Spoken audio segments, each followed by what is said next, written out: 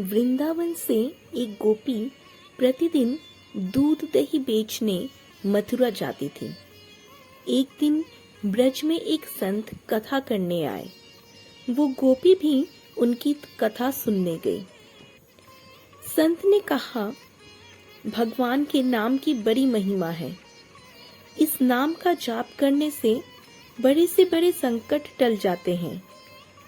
नाम तो भवसागर से तारने वाला है। यदि भवसागर से पार होना है तो भगवान का नाम कभी मत छोड़ना। कथा समाप्त होने के बाद वो गोपी अगले दिन फिर से दूध बेचने चली गई। उसी बीच रास्ते में यमुना जी थी। इसको देखकर गोपी को संत की बात याद आ गई कि संत ने कहा था, भगवान का नाम तो भवसागर से पार लगाने वाला है। उसने सोचा, जिस भगवान का नाम भवसागर से पार लगा सकता है, तो क्या उन्हीं भगवान का नाम मुझे इस साधारण सी नदी से पार नहीं लगा सकता? इसी निस्वार्थ भाव के साथ गोपी भगवान का नाम लेकर यमुना जी की ओर आगे बढ़ गई। अब जैसे ही उसने यमुना जी में पैर रखा तो लगा मानो जमीन पर चल रही है, और ऐसे ही वो सारी नदी पार कर गई।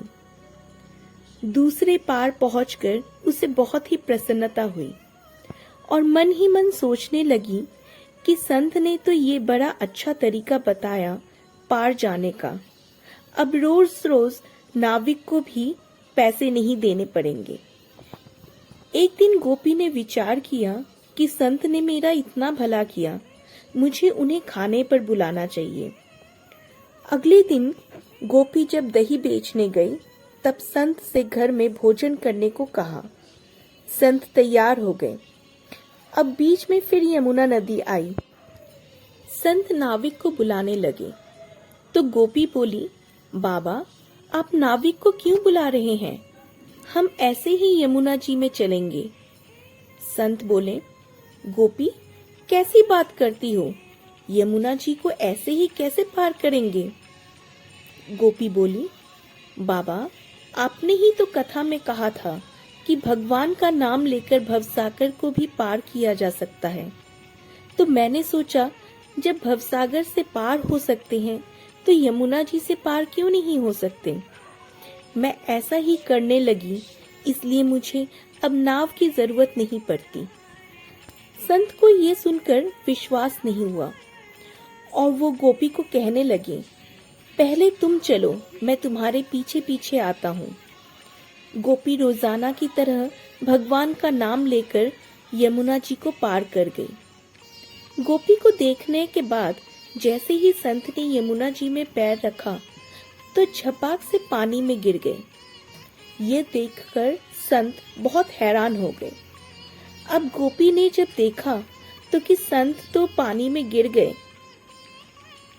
हैं, तब गोपी वापस आई और संत का हाथ पकड़कर जब चली तो संत भी गोपी की भांति ही ऐसे चले जैसे जमीन पर चल रहे हों। ये चमत्कार देखने के बाद संत उस गोपी के चरणों में गिर गए और कहने लगे कि गोपी तू धन्य है।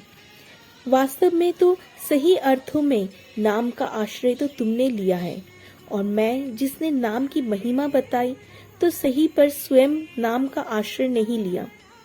ईश्वर की सच्ची भक्त तो तुम ही हो।